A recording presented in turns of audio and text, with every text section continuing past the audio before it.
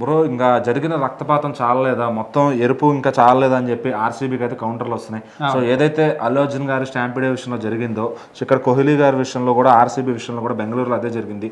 So మరి అక్కడ తప్పైనది కాంగ్రెస్ ప్రభుత్వం తప్పన్నారు కదా, ఈ విషయంలో ఎందుకు తప్పని లేకపోతున్నారు? అసలు అక్కడ ఏం జరిగింది? ఇప్పుడు అసలు ఆర్సీబీకి సంబంధించి ఒక 18 సంవత్సరాల నుంచి కూడా ఒక కప్పు కోసం ఎంత వెయిట్ చేస్తారంటే, ఎవ్రీ ఇయర్ కూడా ఎంత ట్రై చేసినా వాళ్ళ కప్ మాత్రం రాలేదు. సో మొత్తానికి ఈ ఇయర్ మాత్రం ఆర్సీబీ కప్పు కొట్టింది.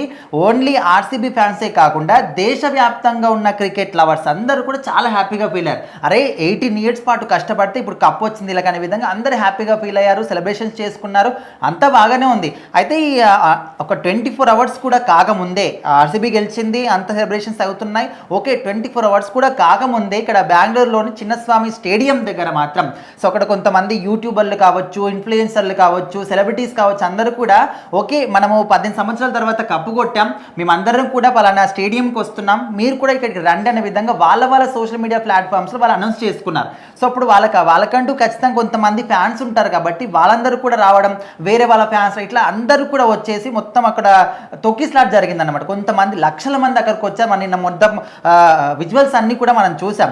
సో అవి చూసినప్పుడు అరే బాబు ఏంట్రా ఇది, ఒక ఆర్సీబీ కప్ కోసం వచ్చారా ఇంతమందిని, అందరూ షాక్ అయిపోయారు. సో అంతా బాగానే ఉంది, కాకపోతే అక్కడే అసలైన సమస్య.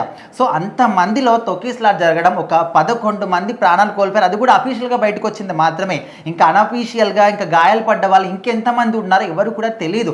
సో మరి ఇప్పటికే చాలామంది అంటే యూట్యూబర్లు కావచ్చు, ఇన్ఫ్లుయెన్సర్లు జనాల్ని ఎట్లా రెచ్చగొట్టారంటే సోషల్ మీడియా వేదికగా సముద్రం అంతా ఎరుపెక్కింది, సో ఇట్లా సినిమా డైలాగ్స్ అన్నీ కూడా వాళ్ళు కొట్టారనమాట. సో ఇప్పుడు దానికి ధీటుగా ఏమంటున్నారంటే ఈ ఎరుపు చాలా, ఇంకా ఎరుపు ఏమైనా కావాలా మీకు, ఇంకెంతమంది చనిపోతారో.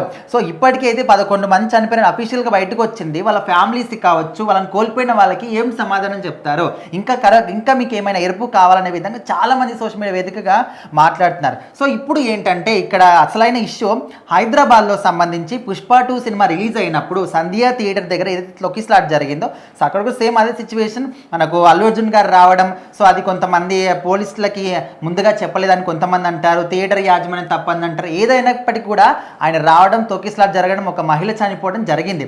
సో మహిళ చనిపోయినందుకు ఖచ్చితంగా అల్లు అర్జున్ తప్పు అనే విధంగా అందరూ రాయడం, కేసు నమోదవ్వడం. సో ఆయన చాలా రోజుల పాటు ఇప్పటికీ కూడా శ్రీలంక దాని మీద ఒక కేసు అనేది క్లోజ్ కాలేదు, ఇంకా నడుస్తూనే ఉంది, ఆయన బెయిల్ మీద బయట ఉన్నాడు. సో ఇప్పుడు ఏంటంటే ఇక్కడ ఒక్క మనిషి చనిపోయినందుకు అల్లు అర్జున్కి సంబంధం లేకపోయినా ఆయన్ని అరెస్ట్ చేశారు.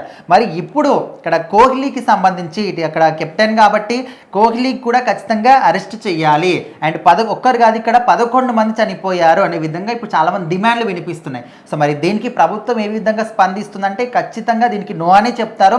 ఎందుకంటే ఇక్కడ మనం ఒక హీరోకి సంబంధించి కాంగ్రెస్ ప్రభుత్వం ఒక నిర్ణయం తీసుకుంది, అంతా అయిపోయింది. బట్ ఇక్కడ వాళ్ళు ఆల్ ఇండియాకు సంబంధించి క్రికెట్ కాబట్టి మరి ఎలాంటి నిర్ణయం తీసుకుంటారు, చాలా మటుకు అయితే డిమాండ్లు వినిపిస్తున్నాయి. మరి వాటికి ప్రభుత్వం ఏ విధంగా స్పందిస్తుంది, ఇది ఒక రాష్ట్ర ప్రభుత్వం స్పందించాల్సిన విషయం కాదు, ఖచ్చితంగా కేంద్ర ప్రభుత్వమే ఇందులో ఇన్వాల్వ్ కావాలి. కాబట్టి మరి చూద్దాం కేంద్ర ప్రభుత్వం నుంచి కావచ్చు ఎలాంటి విషయాలు బయటకు వస్తాయని.